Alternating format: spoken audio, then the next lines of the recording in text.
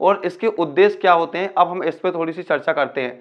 तो सबसे पहला जो उद्देश्य है, अपने उत्पाद या सेवा के बारे में जो ग्राहक हैं उनसे फीडबैक जानना, पहचानना, और वो क्या बोल रहे हैं कि आपका जो आप जो भी सेवाएं दे रहे हैं, आप जो भी अपनी दुकान में उत्पाद बेच रहे हैं, ग्राहक उसके बारे में क्या बोल रहे हैं, उनके रुझान क्या हैं, इसको समझना है।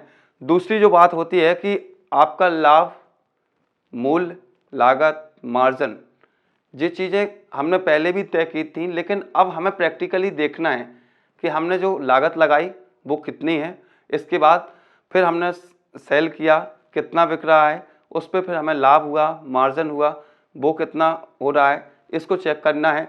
इसके बाद हम बात करते हैं कि जो कच्चे या पहचाने गए उत्पाद हैं उसकी आपूर्ति कहाँ से हो रही है। इस पर भी हमने पहले बात की थी कि जो हमारे उत्पाद हैं, और हमने बात की थी जब हम प्लेस चयन करते हैं, जगह का चयन करते हैं, तो हमने देखा था कि हम कहाँ अपना दुकान लगाएं, क्या ग्राहक जो है उनकी पहुंच में है या नहीं है। उसी के साथ एक बिंदु पे और बात हुई थी कि जो हमें रॉ मटेरियल चाहिए या दुकान में हम जो भी बेच रहे हैं, पक्का माल भी बेच रहे हैं, तो वहाँ तक सुगमता से पहुँच सकता है, आसानी से पहुँच सकता है या नहीं पहुँच सकता है। इस पे हम देखते हैं, जब टेस्ट मार्केटिंग करते हैं तो इसका भी हमें पता चलता है।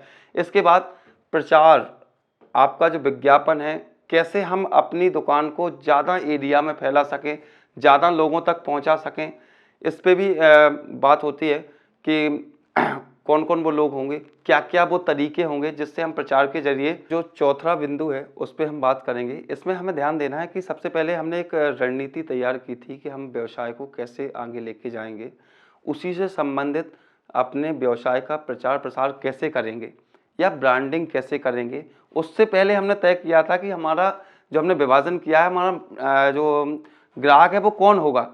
तो हमें देखना है कि हमने जो प्रचार की रणनीति बनाई है या हमारे व्यवसाय की जो रणनीति है वो काम कर रही है या नहीं कर रही है। ब्रांडिंग जो हमने सोची थी वो ग्राहकों के अनुसार उनके मन मुताबिक है या नहीं है। चौथी बात, इसका टेस्टिंग करते हैं। अगली जो बात है वो इसमें ये भी उद्देश्य जो होता है टेस्टिंग का, मार्केट टेस्टिंग का, वो अंतिम बात होती है कि आपको पता चलता है कि एक्चुअल मार्केट में आपके प्रोडक्ट की मांग कितनी है, ग्राहक जो है वो कितना सामान ले रहे हैं।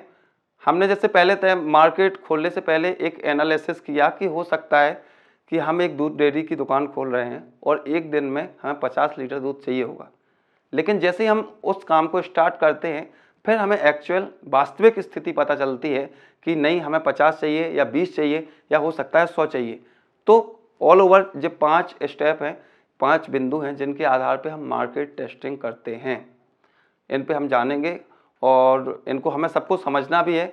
एमी को बहुत अच्छे से समझना है और मार्केट टेस्ट एक बार ज़रूर करना है सभी को।